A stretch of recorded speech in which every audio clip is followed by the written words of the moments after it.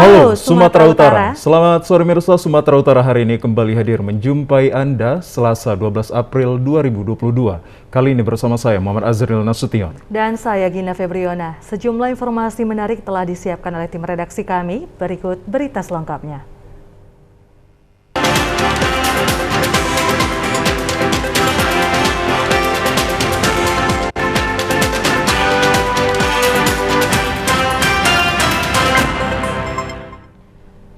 Kita awali informasi yang pertama pemirsa. Balai Besar Pengawasan Obat dan Makanan Medan melakukan inspeksi mendadak memantau kelayakan dagangan di beberapa pasar swalayan terbesar di Kota Medan. Dari sidak tersebut, Bepom Medan menemukan makanan yang tidak memiliki tanggal kadaluarsa dan memiliki gudang penyimpanan yang tidak layak. Balai Besar Pengawasan Obat dan Makanan melakukan sidak untuk memberikan perlindungan terhadap konsumen. Karena saat ini di bulan Ramadan maupun menjelang Lebaran Idul Fitri, minat pembeli mengalami peningkatan. Dari sidak tersebut, BPOM di Pasar Swalayan Irian, Jalan HM Joni Medan melihat salah satu produk makanan cepat saji tidak tercantum tanggal kadaluarsanya dan dianggap pihak manajemen lalai dalam memberikan pelayanan kepada konsumen.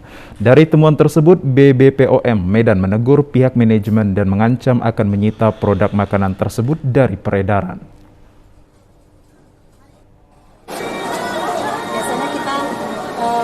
Kita keluarkan ini yang udah lama kan? Ya. Kita keluarkan dulu, baru masuk yang baru ini beda. Nah, ini buktinya udah sedikit. Nah, ya. Masih kan diambil lagi yang baru. Ini kan campur. Nah, ini kita ambil dulu. Mana? Yang ibu ambil itu mana? Berarti dibuang dong? Ibu tumpuk di mana? Enggak, biasanya kita taruh di atas ya, Pak. Ya, itu yang itu duluan. Bu, saya nggak mau tahu. Pokoknya ini kalau tidak terjalin, kami datang sekali lagi, kami amankan. Ya, tolong dibantu ya. Iya, Pak. Ya. Kita buatkan ini. Sementara itu, kekecewaan Balai Besar Pengawasan Obat dan Makanan kemudian berlanjut ketika memantau kondisi gudang penyimpanan yang dianggap tidak layak. Dikhawatirkan produk makanan maupun minuman untuk dipasarkan dapat mengganggu kesehatan manusia. Seperti halnya tidak adanya sirkulasi ruangan udara yang layak dan alat pelindung kotak produk makanan dan minuman yang berpotensi dapat dimakan hama maupun bakteri.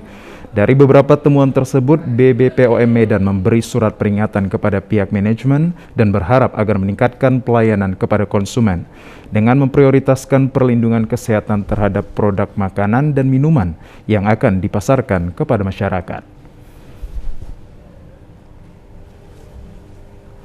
Ya pemirsa, untuk mempermudah masyarakat memperoleh kebutuhan pokok dengan harga yang relatif murah, saat ini di setiap kelurahan terdapat pasar murah Pemko Medan. Animo masyarakat sangat tinggi berbelanja pada pasar murah yang ada di kantor kelurahan Kota Medan karena banyak jenis kebutuhan pokok yang tersedia.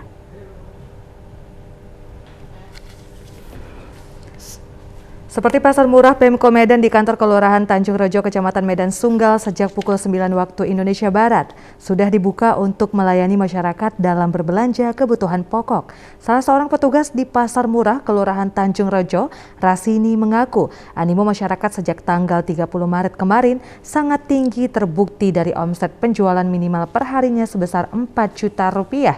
Rasini menjelaskan jenis kebutuhan pokok yang paling banyak dibeli masyarakat adalah beras, gula putih, telur, dan minyak goreng.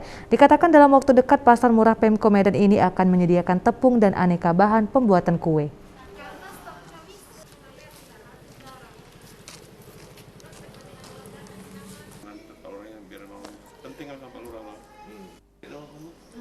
Kemarin antusias masyarakat ke pasar murah besar ya Pak ya, di mana mereka secara bersama-sama mengejar bahan-bahan pokok terutama ya Pak, beras, gula, dan minyak. Kemudian telur juga, tepung. Permintaan mereka sangat besar ya Pak ya, terutama dengan tepung. Tapi karena tepung masuknya hanya 2 kali selama waktu berjalan. Kemudian kalau stok telur itu kami lebih ya Pak. Sepertinya masyarakat semua menerima, dan kita juga melayani pembelian per butir ya Pak, karena nggak semua orang kan keuangannya kan ini Pak, jadi kita melayani juga seperti itu. Kalau minyak itu beda tipis Pak, di sini cuman selisih 500 rupiah gitu. Cuman namanya ibu rumah tangga Pak, walaupun selisih 500 rupiah mereka akan mengejarnya Pak gitu. Salah seorang warga, Ventri, mengaku sangat senang dengan adanya pasar murah Pemko Medan selama bulan Ramadan. Ventri mengatakan bagi ibu-ibu selisih harga Rp500 sampai Rp3.000 sangat berharga. Maka dari itu banyak kaum ibu memanfaatkan pasar murah Pemko Medan ini untuk tempat berbelanja kebutuhan pokok.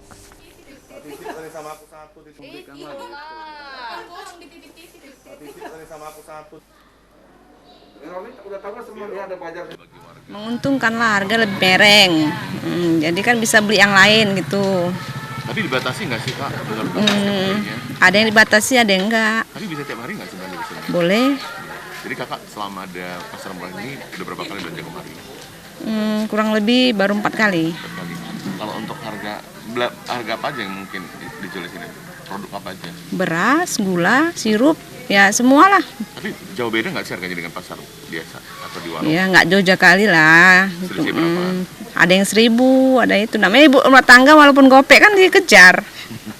Jadi harapannya apa nih dengan pasar murah ini berlangsung terus atau bagaimana selama bulan Ramadan? Ya kok bisa berlangsung terus lah, biar dibantu.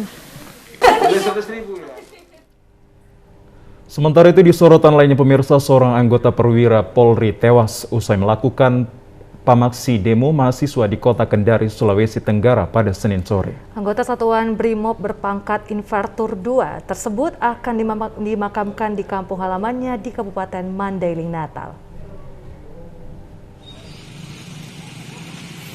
Duka mendalam menyelimuti rumah orang tua almarhum Ibda Imam Agus Hussein, anggota perwira Polri yang gugur dalam tugas di Jalan Bakti Abre, Kelurahan Panyabungan 2, Kecamatan Panyabungan, Kabupaten Mandailing, Natal. Terlihat sejumlah keluarga dan kerabat telah berdatangan untuk menyampaikan bela sungkawa kepada pihak keluarga. Jenazah Ibda Imam Agus Hussein akan dimakamkan di pemakaman keluarga. Rencananya jenazah akan diterbangkan pada Selasa pagi dan dijadwalkan akan tiba pada Selasa malam. Anak keempat dari 5 bersaudara ini merupakan lulusan Akademi Kepolisian Angkatan tahun 2020. Sebagai Kanit dan Gegana Satbrimob Polda Sultra sebagai Panit Escape.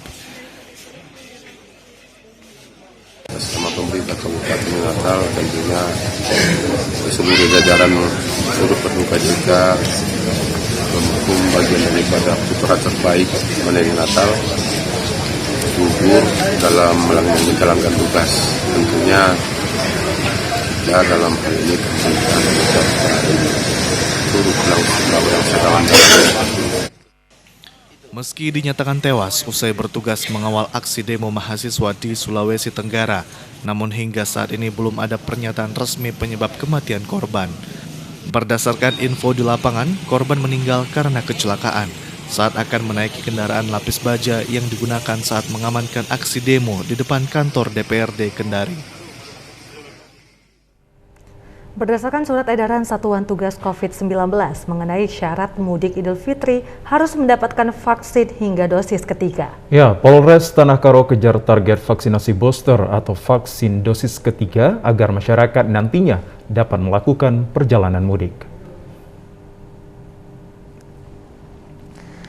Target vaksinasi COVID-19 terus dilakukan sesuai dengan Surat Edaran Satuan Tugas Penanganan COVID-19 Nomor 16 Tahun 2022 tentang ketentuan perjalanan orang di masa COVID telah mendapatkan vaksinasi booster. Dalam pelaksanaannya, petugas dengan 5 kelompok yang terpencar di beberapa lokasi titik keramaian melaksanakan vaksinasi massal seperti terminal PPP, pasar, dan rumah ibadah dengan tim vaksinator dari Dinas Kesehatan Karo dan Urkes Polres Tanah Karo. Kapolres Tanah Karo AKBP Roni Nikolas Sidabutar mengatakan, sesuai surat edaran tersebut, setiap orang wajib mendapatkan vaksinasi dosis 1 hingga dosis 3 atau booster jika ingin melakukan perjalanan mudik Idul Fitri. Untuk itu, pihaknya gencar menjemput bola untuk pencapaian target vaksinasi. Untuk vaksinasi booster di Kabupaten Karo, di mana capaiannya sampai saat ini di angka 21% dari sasaran. Dengan pemerintah mengharapkan kita sudah bisa mencapai 30% sebelum nanti perayaan Idul Fitri. Ini sedang kita himbau masyarakat untuk segera atau bisa mendapatkan vaksinasi booster agar nanti pada saat perayaan Idul Fitri bisa nyaman dalam perjalanan. Kita menuju ke Kabupaten Deli Serdang pemirsa, 304 desa dari 22 kecamatan yang berada di Kabupaten Deli Serdang melaksanakan pemilihan kepala desa secara serentak untuk masa periode 2022 hingga 2028 pada tanggal 18 April 2022 mendatang. Berbagai tahapan pilkades ini telah dilaksanakan, termasuk tahapan kampanye yang dimulai dari 11 hingga 15 April 2022. Semoga pelaksanaan kampanye pilkades ini juga berjalan dengan lancar, aman dan damai seperti tahapan sebelumnya. Salah satu desa yang ikut menyelenggarakan tahapan kampanye pilkades Kabupaten Deli Serdang adalah Desa Cinta Rakyat Kecamatan Percut Setuan dengan calon kepala desa sebanyak 5 orang, satu diantaranya yakni Palgunadi yang mengawali kampanye pilkades karena bernomor urut 1 kemarin. Pelaksanaan kampanye yang berlangsung selama 5 hari ini, waktu yang diberikan panitia atau P2K kepada masing-masing peserta dari pukul 8:30 hingga pukul 18 waktu Indonesia bagian Barat. Dari pelaksanaan tahapan kampanye yang diikuti para pendukungnya dengan menggunakan roda 4 dan 2 ini, serta diawasi panitia pilkades terpantau tertib dan terkendali, serta menerapkan protokol kesehatan. Kampanye yang mengambil start dari Jalan Trunojoyo selanjutnya mengelilingi Desa Cinta Rakyat sambil memperkenalkan calon kepala desa Palgunadi kepada masyarakat desa sekaligus memaparkan visi misinya. Cakades Cinta Rakyat Palgunadi mengikuti Pilkades Cinta Rakyat ini karena menginginkan agar warga mempunyai kreasi yang bagus guna menjadikan Desa Cinta Rakyat ke depannya memiliki ciri khas dan beridentitas. Untuk itu ia mengajak warga desa untuk bersama-sama membangun desa dari mulai lembaga yang paling bawah yakni kepala dusun. Target kita adalah dalam pemilihan ini adalah kita harus menang. Menang dalam artian menang secara terhormat, menang tidak pakai money politik, menang yang memang berangkat dari hati nurani rakyat. Dan yang pertama itu adalah mari kita jaga persatuan dan kesatuan di desa kita.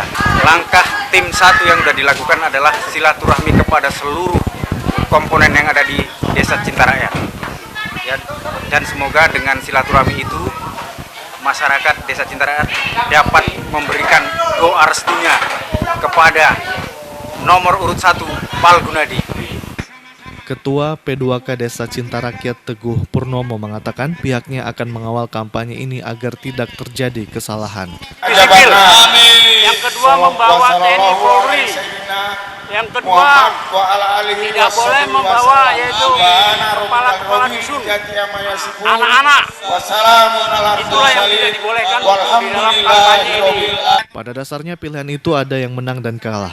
Beda pilihan juga adalah hal yang wajar dan bersifat sementara, sedangkan hubungan kekerabatan merupakan urusan yang sangat penting yang harus dipertahankan. Pemirsa, informasi terkait jalur lintas mudik rusak parah akan kami hadirkan sesaat lagi. Tetaplah bersama kami di Sumatera Utara hari ini.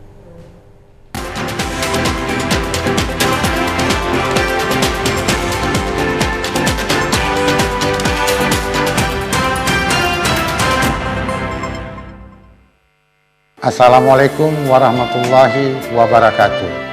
Marhaban ya Ramadan. Berbagai pengalaman telah kita lalui bersama dalam tayangan selama ini. TVRI Sumatera Utara selalu hadir dan siap melayani pemirsanya.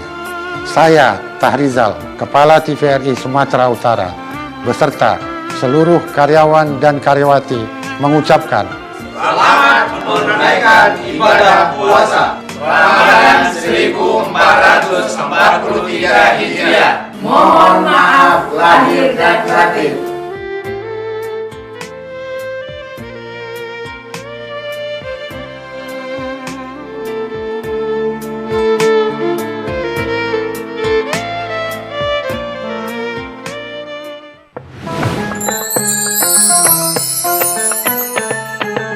Assalamualaikum warahmatullahi wabarakatuh. Saya Wali Kota Medan, Muhammad Bobi Afif Nasution, beserta keluarga dan seluruh jajaran pemerintah Kota Medan mengucapkan selamat menjalankan ibadah puasa 1443 Hijriah.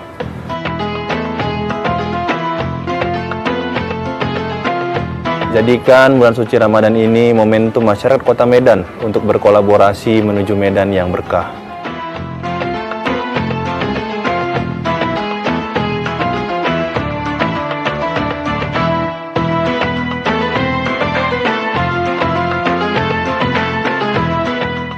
Semoga amal ibadah kita mendapat ridho dan berkah dari Allah Subhanahu wa Ta'ala. Amin ya Rabbal Alamin. Assalamualaikum warahmatullahi wabarakatuh.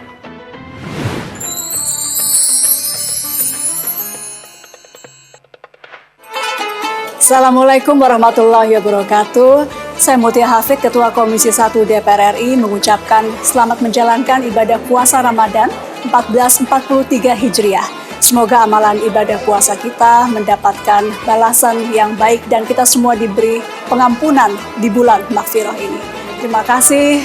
Wabillahi taufiq wal hidayah. Wassalamualaikum warahmatullahi wabarakatuh.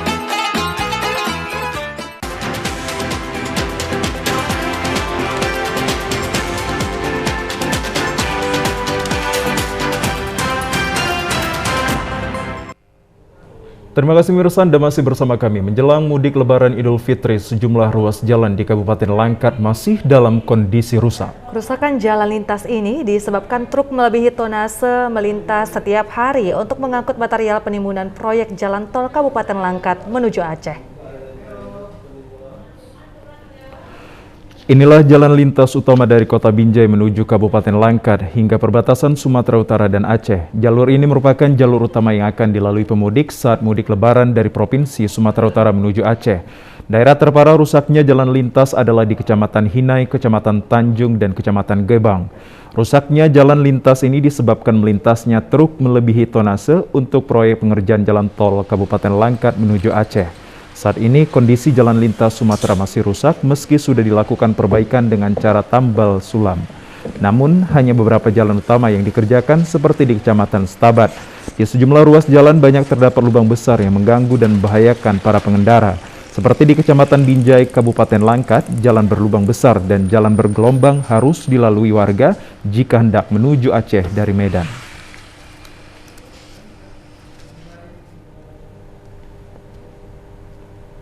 Pemirsa, harga tiket pesawat rute Binaka Gunung Sitoli ke Kuala Namu Airport serta rute ke Jakarta dan sebaliknya mengalami kenaikan. Ya, kondisi itu dikeluhkan para penumpang dan meminta pihak maskapai penerbangan memberlakukan tarif menengah.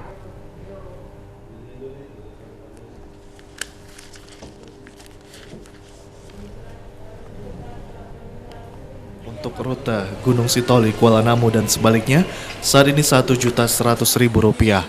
Sebelumnya harga tiket dengan tarif rata-rata Rp900.000. Demikian juga tarif tiket milik maskapai penerbangan Garuda Indonesia untuk rute Gunung Sitoli Nias ke Jakarta.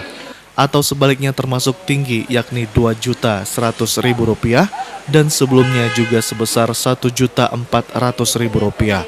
Kondisi tersebut sangat dikeluhkan para penumpang asal Kepulauan Nias yang beragam tingkat perekonomiannya. Mereka meminta pemerintah berkoordinasi dengan pihak maskapai penerbangan agar dapat menerapkan biaya tiket pesawat dengan tingkat menengah agar dapat dijangkau masyarakat. Dan mendesak pemerintah pusat segera merealisasikan rencana perluasan area landasan Bandara Binaka sehingga dapat digunakan pesawat berbadan besar. Sekarang sih tiketnya lumayan mahal ya dari biasanya. Biasanya sebelum lebaran itu dari harga 1,4. Sekarang beda, udah naik 2 kali lipat dari itu. Kemarin aja saya pesan itu jadi 2,1 dari Jakarta ke Nias. Lumayan sih mengeluh mah. Soalnya kan kita juga kan ekonomi kita rendah. Jadi dengan harga segitu ya kita mengeluh. Ya harapan kami sebenarnya pemerintah jangan menaikkan lah ya harga tiket atau maskapai ya, karena ini kan situasi lebaran, kasihan ini teman-teman yang mau lebaran kan harganya cukup naik signifikan. Hingga saat ini belum ada keterangan resmi dari pihak maskapai penerbangan terkait tingginya harga tiket. Namun pihak otoritas Bandara Binaka meyakini harga tiket pesawat yang diberlakukan belum melebihi limit batas atas tarif sebagaimana ketentuan pemerintah. Tingginya harga tiket pesawat menyebabkan Bandara Binaka terlihat sepi. Berdasarkan informasi yang diperoleh, saat ini flight penerbangan telah berkurang dari 6 kali penerbangan menjadi 3 kali penerbangan setiap hari. Demikian juga jumlah penumpang baik kedatangan maupun keberangkatan turun dari rata-rata 800 orang saat ini menjadi 350 orang setiap harinya. Kita ke sorotan lainnya pemirsa, uji kompetensi keahlian untuk siswa-siswi SMK akan dilaksanakan setelah Hari Raya Idul Fitri dengan prokes COVID-19. Dilakukannya uji kompetensi keahlian untuk siswa-siswi SMK setelah Lebaran agar siswa tidak dalam masa puasa untuk ujian praktek. Meskipun ujian SMK dilakukan secara nasional pada 18 hingga 25 April 2022 mendatang, uji kompetensi keahlian tidak langsung dilanjutkan usai ujian sekolah. Uji kompetensi keahlian ini diundur pelaksanaannya agar tidak dilaksanakan pada masa bulan Ramadan. Di SMK Negeri 14 Medan misalnya, uji kompetensi keahlian ini dilaksanakan selama 1 minggu yang diuji oleh guru sekolah juga dari penilaian eksternal yaitu dari dunia usaha dan dunia industri. Kepala SMK Negeri 14 Medan Nur Laila mengatakan secara umum pihak sekolah ini bersama siswa kelas 12 telah mempersiapkan diri dengan baik untuk menghadapi ujian sekolah dan uji kompetensi keahlian. Sebanyak 386 siswa kelas 2 yang terdiri atas 11 program keahlian yang akan mengikuti ujian sekolah maupun uji kompetensi keahlian telah dibekali dengan bimbingan belajar dan praktek serta sosialisasi kepada orang tua agar mendapat dukungan penuh akan pelaksanaan ujian sekolah. Dan begitu juga uji kompetensi keahlian di sekolah yang berada di Jalan Karya Dalam Medan Barat. Untuk materi ujian sekolah dibuat sekolah ini melalui musyawarah guru mata pelajaran, akan tetapi tetap berstandar nasional. Demikian halnya teknis pelaksanaannya akan memberlakukan prokes yang ketat dengan mengisi ruangan kelas hanya 50%. Nur Laila menyatakan meskipun materi ujian sekolah diserahkan ke sekolah, akan tetapi kelulusan siswa tetap berdasarkan hasil nilai yang diperoleh ditambah dengan berbagai penilaian yang diikuti oleh siswa. Pelaksanaan ujian untuk semester 6 khususnya pada kelas 12 kami sudah punya kesiapan dan anak-anak juga peserta didik kami sudah siap untuk mengikuti ujian tersebut. Mudah-mudahan saja harapan kami di sekolah ini SMK Negeri 14 itu jauh lebih bagus lagi untuk kedepannya. Harapan kami juga kepada anak-anak dengan adanya kesiapan untuk ujian ini, mudah-mudahan siswa dengan kondisi tubuh yang sudah fit, kemudian situasi COVID sudah berjalan dengan baik sesuai dengan apa yang kami siapkan, bisa terlaksana ujian akhir semester pada kelas 12 tahun ini. Cukup besar harapan kami, raih prestasi, kejar cita-cita, kalau bisa sekolah gunakan dengan prestasi agar dapat beasiswa yang diimpikan oleh siswa. Gitu. Sementara itu di SMK Negeri 14 Medan, walau siswa-siswi kelas 12 belum mengikuti ujian sekolah, sudah ada di antara siswa yang mengetahui diterima di perguruan tinggi negeri di tanah air melalui jalur seleksi SNMPTN. Di sekolah ini 20 siswa diterima melalui jalur seleksi SNMPTN ataupun undangan. Jumlah yang diterima lulus jalur undangan ini bertambah dari tahun lalu. Kepala SMK Negeri 14 Medan Nur Laila mengharapkan agar siswa tekun belajar dan disiplin sehingga dapat meraih beasiswa baik dari pemerintah maupun pihak swasta. Di sekolah ini juga dilakukan selama 2 hari pembekalan kompetensi tambahan vokasional SMK bidang konstruksi secara daring oleh Balai Jasa Konstruksi Wilayah 1 Kementerian PUPR yang diikuti jurusan Desain Pemodelan Informasi Bangunan. Berdasarkan surat keputusan bersama SKB 4 Menteri terbaru nomor 5 KB 2021 tentang panduan penyelenggaraan pembelajaran di masa pandemi COVID-19. Ya, di Kabupaten Toba pembelajaran secara normal yang telah dilaksanakan merupakan hasil rapat dari Dinas Pendidikan dengan Satgas Penanganan COVID-19. Ketentuan pelaksanaan pembelajaran secara normal telah disetujui pada 23 Maret 2022 dengan ketentuan pelaksanaannya mematuhi protokol kesehatan COVID-19. PLT Kepala Dinas Pendidikan dan Olahraga Kabupaten Toba, Ricardo Hutajulu mengatakan pembelajaran dilaksanakan maksimal 6 jam pelajaran setiap hari dengan menerapkan protokol kesehatan yang ketat dan menerapkan 5M sekolah. Juga wajib menyediakan disinfektan, termoscanner, fasilitas cuci tangan, hand sanitizer, dan masker. Sekolah juga diwajibkan melaporkan kondisi terakhir kepada Dinas Pendidikan secara berkala dan wajib mengawasi peserta didik pada saat pulang sekolah untuk mencegah kerumunan. Pembelajaran secara normal ini akan ditinjau kembali jika nantinya ditemukan penyebab COVID-19 pada satuan pendidikan di Kabupaten Toba atau jumlah terkonfirmasi positif yang juga cukup tinggi di lingkungan masyarakat. Nah, ini kan kita pantau, pengawas kita turunkan, kita juga pantau, kita kerjasama juga dengan Dinas Kesehatan Kabupaten Toba untuk memantau setiap perkembangan penularan COVID di Kabupaten Toba. Dan ini mulai tanggal 29 Maret sampai hari ini, tanggal 11 April, kami pantau tidak ada peningkatan. Pemirsa, beragam informasi menarik dan aktual lainnya akan kami hadirkan usai jeda pariwara berikut ini. Tetaplah bersama kami akan segera kembali.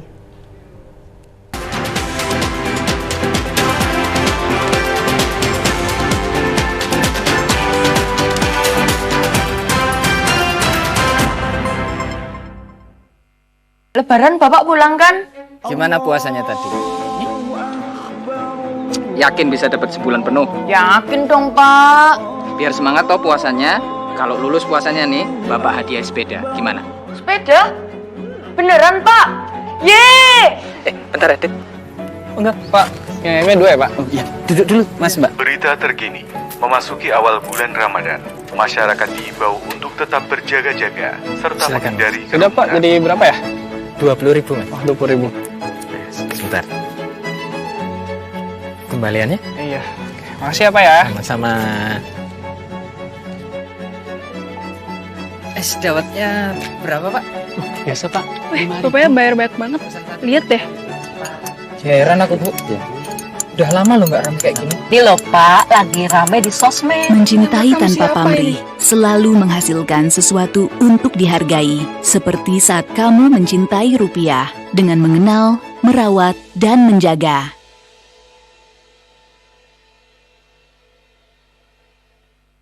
Ayo, cegah stunting. Kunjungi bidan andalan Anda untuk merencanakan dan mengatur jarak kehamilan untuk tumbuh kembang buah hati yang optimal. Cegah stunting itu penting melalui perencanaan keluarga. Khawatir ber-KB?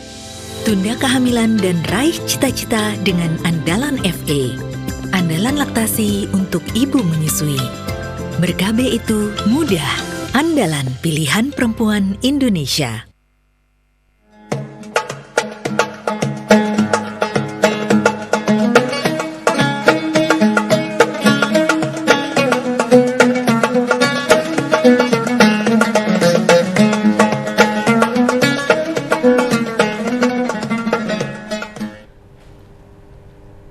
Pemirsa, Badan Kenaziran Masjid Safiul Amaliyatil Hadikah, Kota Stabat, Kabupaten Langkat menggelar talkshow edukatif. Talkshow mengambil tema seputar zakat ini menghadirkan narasumber Tantowi Zauhari, Ketua Baznas Langkat, Ketua MUI Langkat Zulkifli Dian, dan Dr. Muhammad Sadri, Ketua BKM Masjid Safiul Amaliyatil Hadikah Stabat.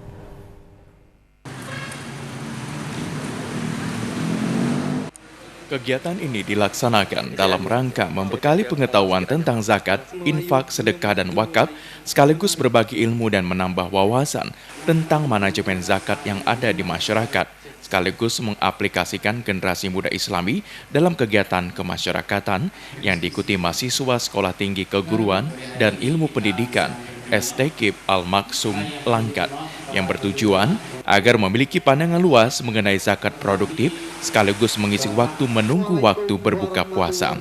Ketua BKM Masjid Safiul Amaliyatil Hadikah Stabat, Dr. Muhammad Sadri mengatakan, lewat talk show ini peserta dapat memahami pengelolaan zakat produktif, dan hal ini penting mengingat pengelolaan zakat masih didominasi oleh zakat konsumtif. Dengan demikian, untuk mengaktualisasikan zakat, diharapkan amil tidak hanya menguasai landasan teori, namun praktek lapangan, seperti kemampuan berkomunikasi dengan mustahik. Kesadaran berzakat, ya, kesadaran berzakat itu tidak-tidaknya menjadi pandangan kita di Langkat ini terhadap kehidupan masyarakat kita, karena ajaran Islam itu dia berhubungan vertikal dengan Allah Subhanahu Wa Taala, tapi pada waktu yang bersamaan dia juga punya kemampuan sosial. Nah, zakat itulah yang menjawab persoalan-persoalan sosial. Aqimi sholah wa atuz zakah, artinya persoalan sholat juga tidak hanya berhenti di situ kalau dia tidak punya refleksi sosial. Refleksi sosial itulah zakat itu. Pada kesempatan tersebut, Ketua Basnas Langkat, Tantowi Zauhari juga menyampaikan tentang program pemanfaatan dana zakat yang disinergikan dengan program pemerintah Kabupaten Langkat. Ia memberikan apresiasi kepada BKM Safiul Amaliatil Hadika yang telah menyediakan ruang dan waktu terselenggaranya talk show ini. Kegiatan ini bertujuan meningkatkan kesadaran masyarakat untuk menunaikan zakat. Hal itu sejalan dengan gerakan cinta zakat yang digencarkan oleh Basnas di bulan Ramadan ini.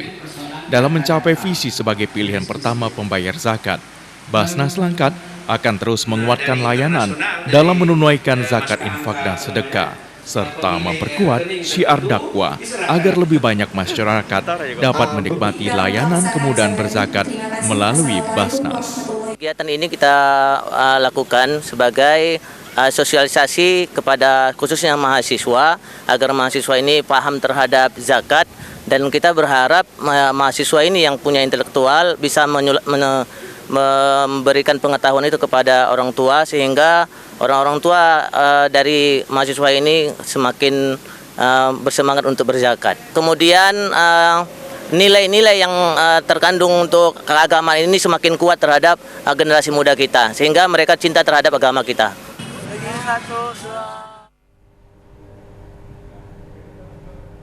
Sementara itu, pemirsa, zakat memiliki kontribusi besar dalam upaya mengentaskan kemiskinan dan penanganan bencana. Pemerintah pun gencar mensosialisasikan gerakan cinta zakat dengan mengajak lebih banyak umat Islam menyisihkan hartanya, khususnya di bulan Ramadan seperti saat ini. Keberadaan Badan Amil Zakat untuk mengajak lebih banyak umat Islam menyisihkan hartanya agar nantinya dapat dipergunakan sebaik-baiknya untuk membantu masyarakat yang terdampak pandemi COVID-19 sekaligus mengentaskan kemiskinan. Ketua MUI Kabupaten Langkat Haji Julkipli Adian mengatakan potensi zakat di bulan Ramadan ini terus digali sehingga zakat bisa menjadi kekuatan pemberdayaan umat. Di bulan Ramadan, MUI Kabupaten Langkat menghimbau kepada masyarakat yang akan membayar zakat fitrah dan zakat mal untuk lebih optimal boleh menunaikan dan menyalurkan zakat sejak awal Ramadan tanpa harus menunggu 1 tahun penuh. Selain itu, Ketua MUI Langkat juga menghimbau kepada masyarakat dalam mensyiarkan bulan Ramadan dengan berbagi ibadah seperti sholat tarawih, tadarus Al-Quran, mengikuti pengajian, iktikaf dan qiyamul lail, serta memperbanyak ibadah, istighfar, zikir, sholawat, dan senantiasa berdoa kepada Allah Subhanahu wa Ta'ala. MUI Kabupaten Langkat juga mengajak umat Islam agar meningkatkan kepedulian sosial dengan memperbanyak infak, sedekah, dan berbagi untuk berbuka puasa.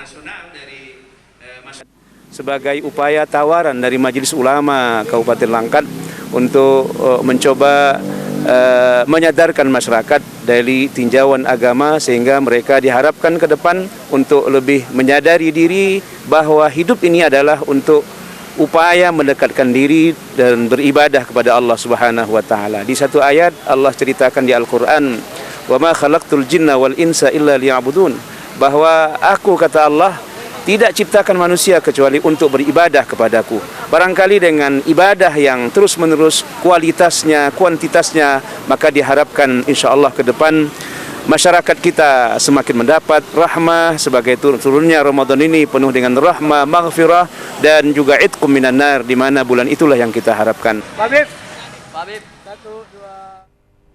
Ramadan Center adalah salah satu wadah bagi siswa-siswi perguruan Al-Azhar dan Ar-Rahman Persetuan untuk meningkatkan ketakwaan agar menjadi intelektual muslim yang berakhlak. Iya, pembina yayasan mengaku seluruh siswa yang mengikuti Ramadan Center akan memperoleh perubahan perilaku ke arah yang lebih baik.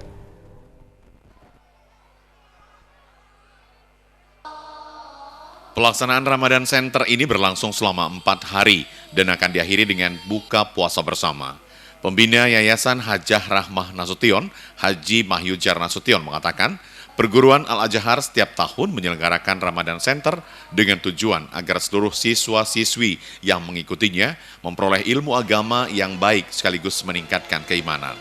Dikatakan setiap siswa yang belajar di perguruan Al-Azhar dianjurkan dan diajarkan konsep mengenal diri melalui menegakkan sholat 5 waktu, berakhlak mulia, tidak melawan kepada orang tua, belajar tekun dan selalu berpenampilan bersih dan rapi.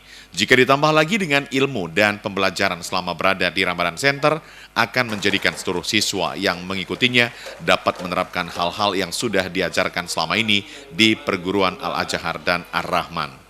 Haji Mahyujar Nasution berharap agar masyarakat dapat melihat sosok pelajar dari Al-Azhar dan Ar-Rahman yang memiliki karakter dan ilmu yang baik.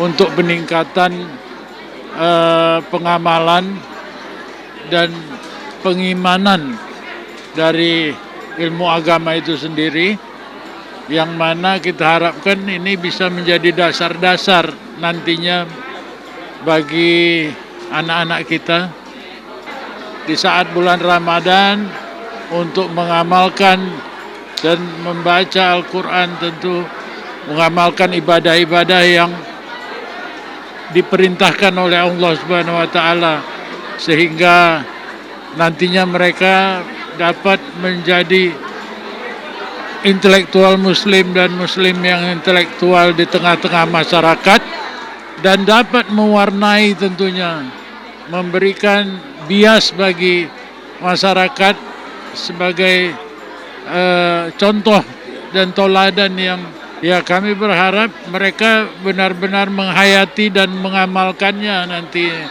sehingga Ramadan Center ini benar-benar bermanfaat, tidak sia-sia. Ketua Lembaga Pengembangan Ilmu Agama Islam Al-Azhar Medan, Hajah Nikmah Marpau mengatakan, goals dari pelaksanaan Ramadan Center ini menjadikan siswa-siswi yang bercirikan Islam dan memiliki karakter yang kuat. Melalui Ramadan Center yang dilakukan selama 4 hari ini, meningkatkan ketakwaan siswa sehingga menjadi generasi yang berkualitas. Walaupun mereka nanti bergaul secara global, baik itu dalam pergaulan mereka di dunia pendidikan, pergaulan mereka di dalam masyarakat, pergaulan mereka di tengah-tengah keluarga, sahabat dan tetangga semuanya, anak-anak kami ini tetap bisa memegang karakter islaminya. Jadi sehingga dimanapun mereka berada nanti, mereka tetap menunjukkan karakter kesolehan, yaitu tetap beriman kepada Allah, tetap bisa menjadi gambaran dari anak-anak soleh, sehingga mereka itu menjadi contoh bagi teman-teman sepergaulannya ke depannya nanti. Jadi harapan kita mereka akan menjadi pemimpin masa depan yang mereka impikan, mereka nanti sukses, tetap mereka berpedoman kepada Al-Quran dan hadis, kemudian tetap mereka menampilkan diri sebagai karakter seorang muslim yang soleh. Pada pembukaan Ramadan Center, tausiah disampaikan Al-Ustadz Muhammad Yasir Tanjung bahwa generasi yang memiliki ketakwaan yang kuat akan menjadi generasi yang unggul. Pemerintah Kecamatan Medan Johor juga mengapresiasi Ramadan Center yang dilakukan Yayasan Perguruan Hajah Rahmah Nasution Al-Azhar Medan dan Ar-Rahman Percut Seituan.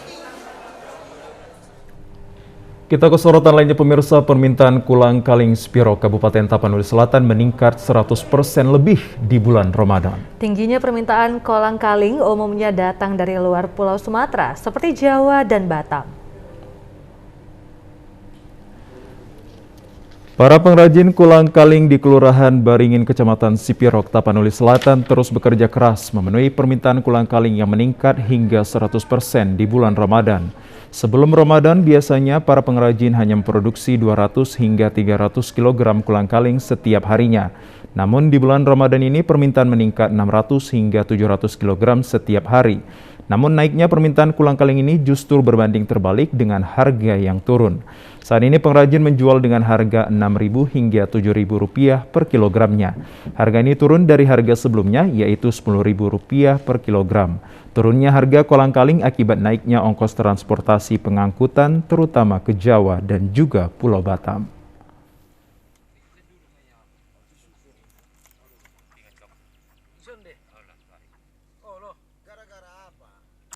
Peningkatannya sampai berapa persen permintaan itu, Bang, naiknya? Naiknya kalau bulan puasa 100% lah. Untuk harga sendiri gimana, Bang? Harga sendiri kita 6.000 7.000 per kilo ya. Per kilo. Itu pemasarannya kemana aja, Bang? Ke Jakarta, keluar kota lah. Keluar kota ya. Nah, Pasar Induk ke Jawa. Pasar Induk. Sementara itu, Kecamatan Sipirok menjadi sentra produksi kolang kaling di Kabupaten Tapanuli Selatan. Di bulan Ramadan ini, setiap harinya puluhan ton kolang kaling dikirim dari daerah ini ke berbagai kota besar di Sumatera maupun luar Sumatera. Ya pemirsa, informasi lainnya akan segera kami hadirkan sesaat lagi. Untuk itu tetaplah bersama kami akan segera kembali.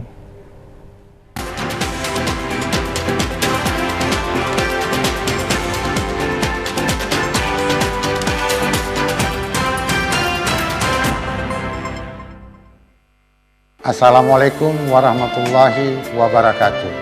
Marhaban ya Ramadan. Berbagai pengalaman telah kita lalui bersama dalam tayangan selama ini. TVRI Sumatera Utara selalu hadir dan siap melayani pemirsanya.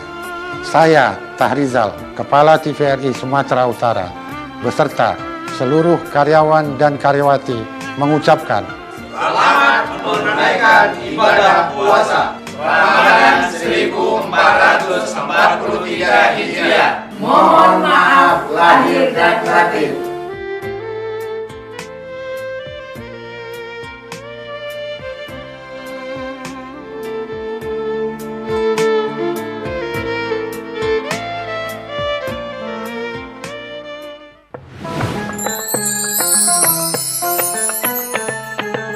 Assalamualaikum warahmatullahi wabarakatuh. Saya Wali Kota Medan, Muhammad Bobi Afif Nasution, beserta keluarga dan seluruh jajaran pemerintah Kota Medan mengucapkan selamat menjalankan ibadah puasa 1443 Hijriah.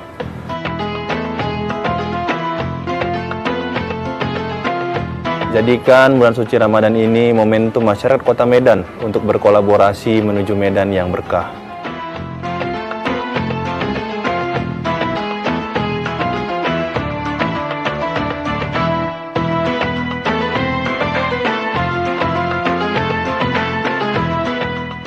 Semoga amal ibadah kita mendapat ridho dan berkah dari Allah Subhanahu wa Ta'ala. Amin ya Rabbal 'Alamin.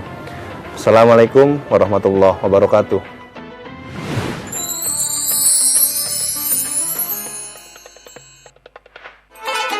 Assalamualaikum warahmatullahi wabarakatuh.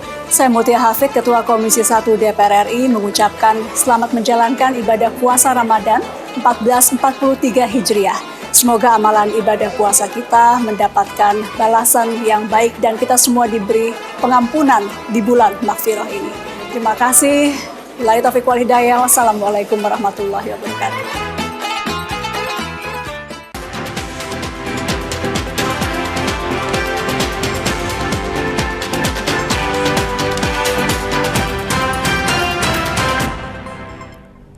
Ya, terima kasih Anda masih bersama kami. Pemirsa, banjir di depan SPBU Lagu Boti menyebabkan kemacetan di sepanjang Jalan Jalinsum.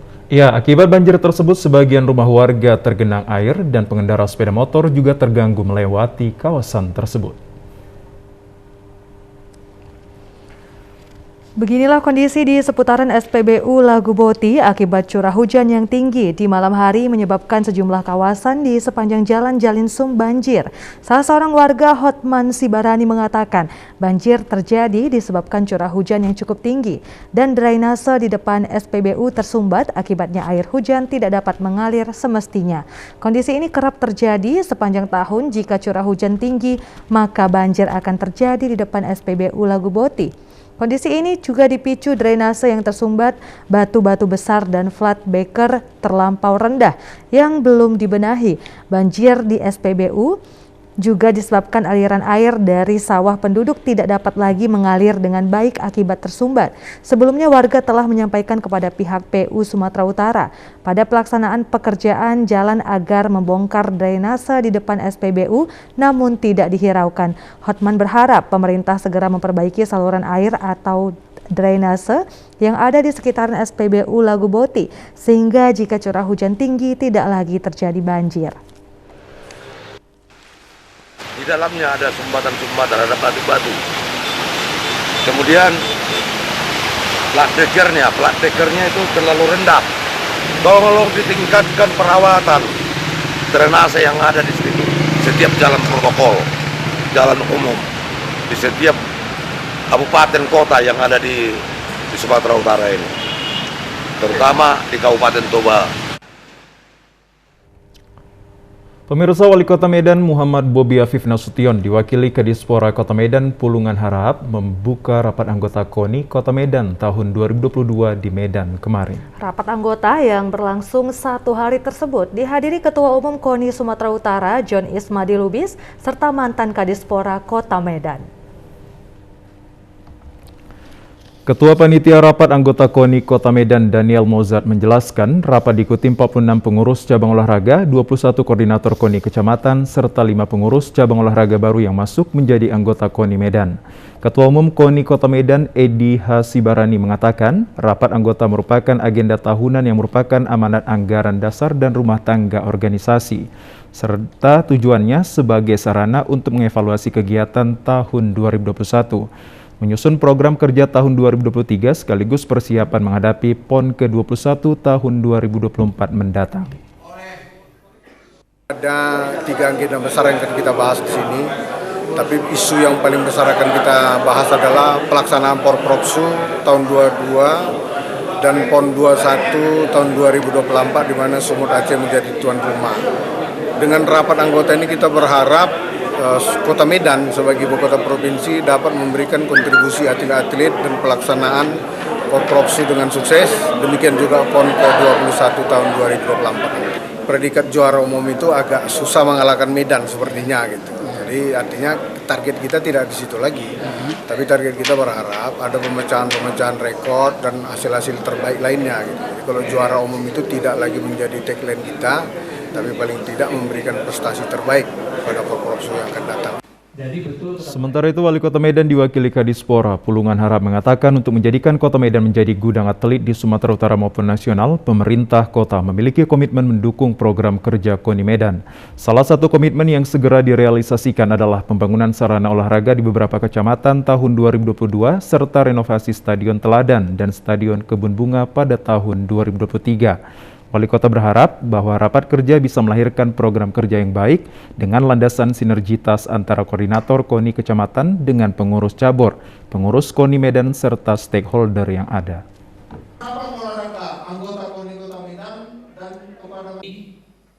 Atlet PON tahun 2000.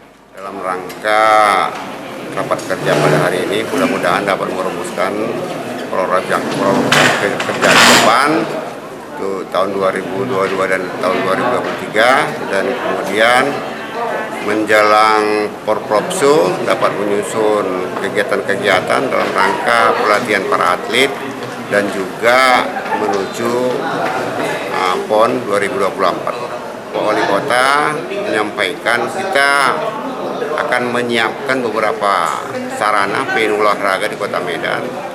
Itu bagaimana atlet kita, atlet Kota Medan ini bisa dapat ada tempat berlatih, khususnya nanti di Teladan.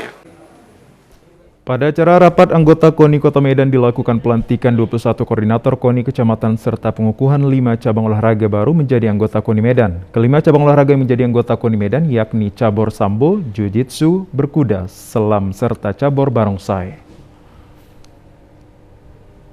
Ya pemirsa, Pulau Samosir merupakan salah satu destinasi terbaik untuk bersantai di tengah keindahan alam yang memadukan danau dan deretan bukit. Ya, ada banyak hal yang dapat dilakukan saat berlibur di Pulau Samosir. Selain mengagumi pemandangannya, Anda juga dapat mempelajari budaya suku Batak Toba dengan mengunjungi Museum Hutabolon Simanindo.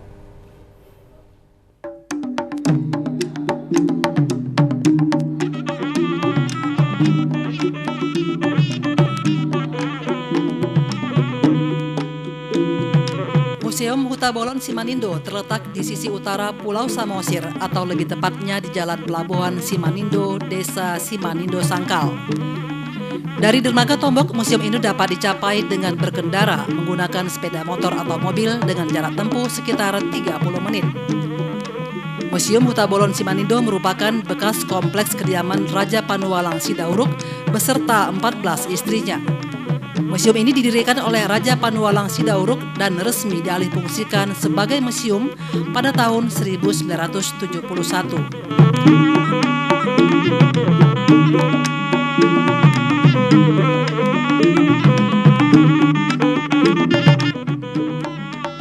Saat memasuki Museum Hutabolon Simanindo, kita akan dibawa ke masa lampau, koleksi barang-barang kuno yang bersejarah serta bernilai adat tinggi milik etnis Batak Toba cukup lengkap dan terpelihara dengan baik di museum ini.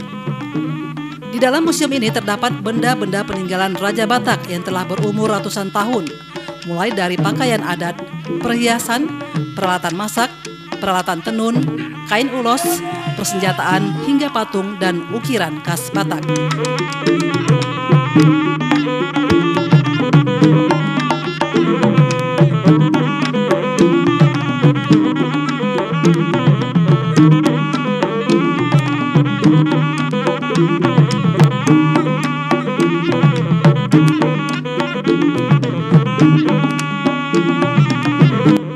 Museum ini sudah dijadikan cagar budaya dan pernah dikunjungi oleh Ratu Juliana dan Raja Benhard dari Belanda pada 8 Juni 1982. Di depan museum juga terdapat beberapa makam dari orang-orang terdahulu suku Batak, sehingga semakin menambah kesan masa lampau pada etnis Batak Toba.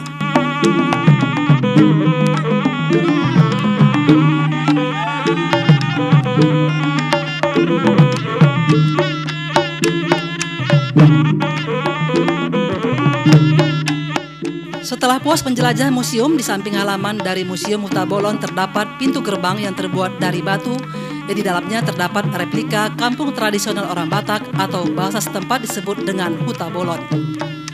Dengan rumah-rumah yang tampak berjejer di kanan dan kiri, jika diamati atap rumah tersebut tampak khas dengan bentuk yang melengkung. Di rumah adat keluarga Raja Sidauruk yang asli, atap tersebut dihiasi dengan 10 tanduk kerbau yang melambangkan 10 generasi kerajaan tersebut.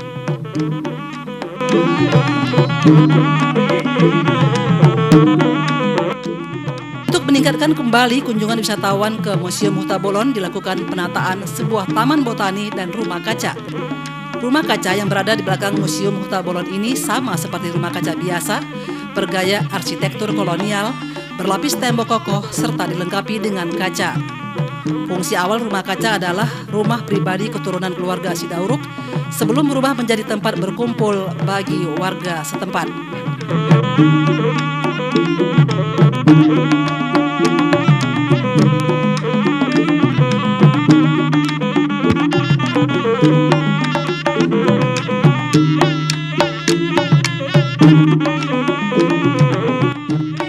Sembari menikmati panorama Danau Toba, Anda dapat bersantai di halaman rumah kaca dengan menikmati secangkir kopi panas dan ditemani kudapan otentik. Di dalam rumah kaca tersebut juga terdapat taman botani, sehingga menambah kesan asri di sekitaran rumah kaca.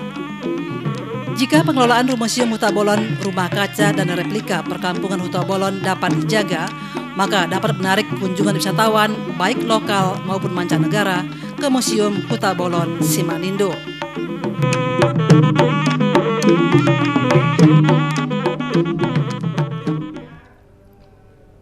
Ya pemirsa, informasi dari Pulau Samosir tadi sekaligus menutup perjumpaan kita dalam program Sumatera Utara hari ini. Kami ucapkan terima kasih atas kebersamaan dan perhatian Anda. Saya Muhammad Azril Nasution. Dan saya Gina Febriona. Tetap jaga kesehatan Anda pemirsa dengan memakai masker, menjaga jarak, dan juga mencuci tangan dengan sabun di air yang mengalir.